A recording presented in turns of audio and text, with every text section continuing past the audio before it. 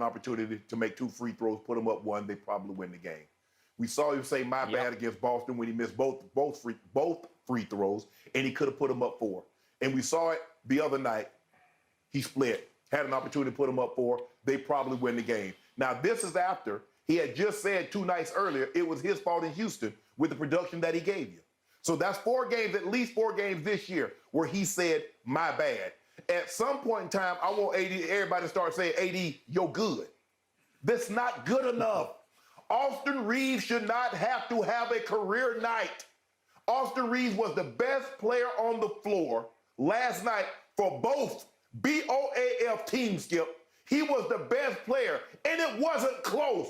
An undrafted free agent. You got 2 number 1 overall draft picks, Anthony Davis and Paolo Banchero, and Austin Reeves was the best. Wendell Carter Jr. was a high draft choice. D'Lo was a high draft pick, the 2nd overall pick. And Austin Reeves, an undrafted free agent, was the best player on the floor last night. He outscored by himself last night, 10-5. Skip, he went on a stretch by himself over the last 33, scored 10 points to the Magic 5. And there were plays down the stretch. He's like, nah, AD, I can't trust you anymore on this. I'm going to take it and do it myself. And either he made the basket or he got fouled and went to the free throw line. Skip, he shot 18 free throws last night. He was ultra aggressive.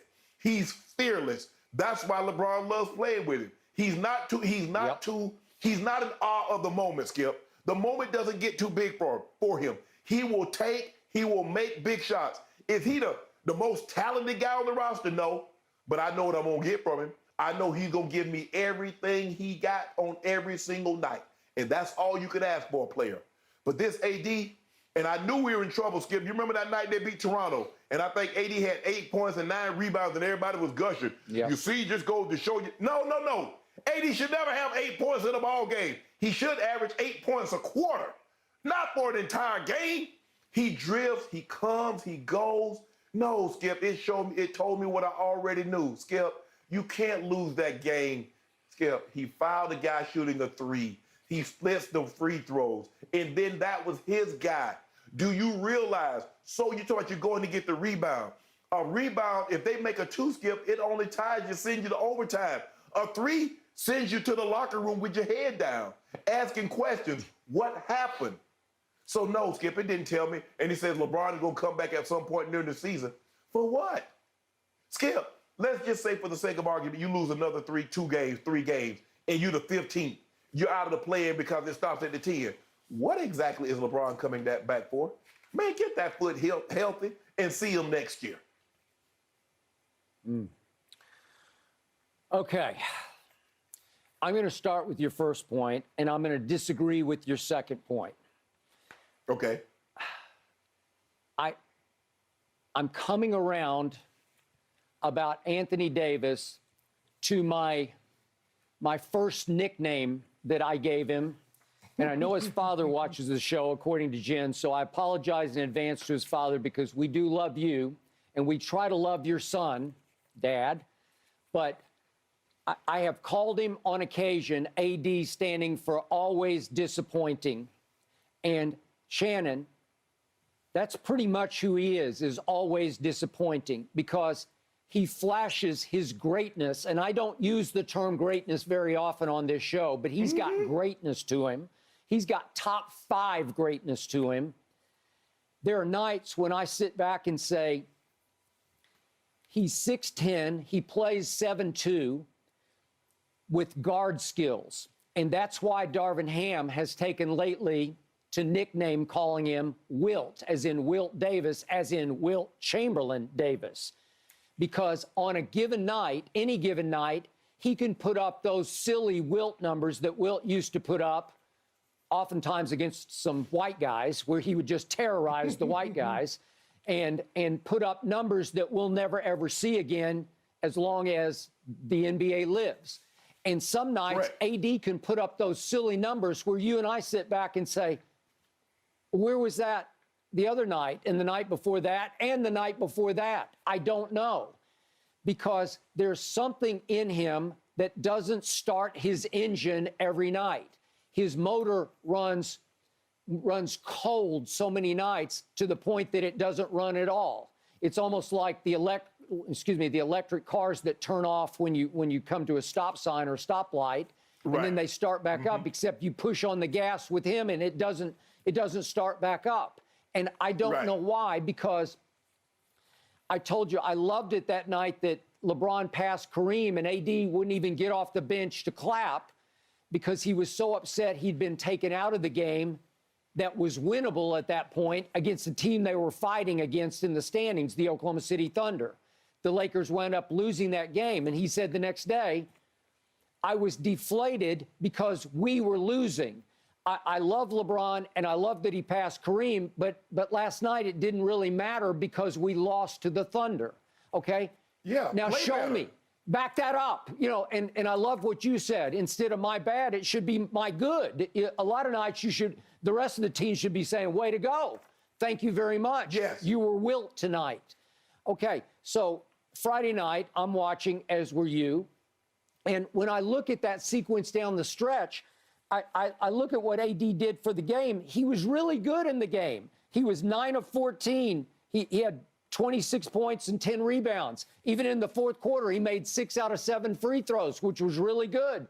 But he missed the one that mattered the most. So what happens down? We're down to, they're up 4 with 7 seconds left. And if we can see what happened, if we could roll it here, you know, it's 7.2 seconds left. And he jumps out and fouls Kleba. I don't know what he's doing because you can't. You're up 4 points. It's the one thing on the basketball court that cannot happen right now. You cannot foul a mediocre three-point shooter.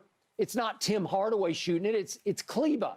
And he's been out for a while. You know, I'll take my chances on that.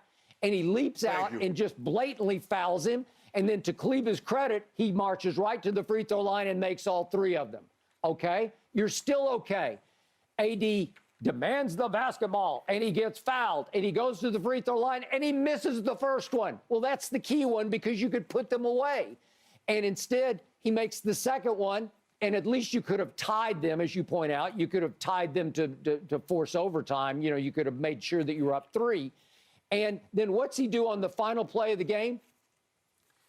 He roams into the middle of the lane and gets confused on defense. Well, Kleber's your guy. And Kleber, you can't let him shoot a 3. This is it. This is 3-2-1. Thank you. This is going to be a buzzer beater. There's no reason to roam in the lane because you don't need the rebound, as you point out. All you need to do is make sure you get a hand in the face, not foul him, but at least bother the shot of Kleba. And he made a run at him. He was just a little late getting there, and Kleba made a great shot. And you blew a game that you had won. It was salted away. It was in the books. And you blow it because Anthony Davis lost his mind at the end of the game. So, Shannon, help me out here. Sometimes I think, does he not have the basketball IQ that I think that I've thought in the past that he did have? I think he does. I think he is a smart basketball player. Yeah. I think he just drifts. I think he loses focus. I think his mind wandered at the end of the game when he should have been the most locked in, that there's not enough killer in him to say, I'm going to clamp down, lock down, and get this thing to the finish line. And obviously there's no LeBron, and so it's on him not to make blunder, boneheaded plays, and he made 3. Go ahead. Skip, you tell me on Friday night, and I happen to be in attendance at that ball game, you say, well, he had 26 and 10. Skip, he's being guarded by Max Kleber and Powell. Who the hell are they? Okay, They're not defenders. Okay. After I saw what you did to Joel Embiid, after I've seen what you done to Giannis Antetokounmpo and some of the elite level bigs in this league, I've seen what you've done, and you give me 26 and 10? That's not good enough against those guys. It should be 40 and 20. Skip, let me tell you one more thing before I go. Do you realize an AD in clutch free throw situation, he's 17 of 25, 68%. Third worst against qualified players. Only Rudy Gobert and Mason Plumlee are worse. Giannis and LeBron are better in clutch time free throws than Anthony Davis. There you go. And Plumlee's shooting left-handed now because he can't shoot right-handed. He's a natural righty who shoots left, and he and Rudy Gobert are the only two qualified players that's worse in clutch free throw shooting than Anthony Davis. Okay, now I'm back to Darvin Ham after the game last night, which they won thanks to Hillbilly.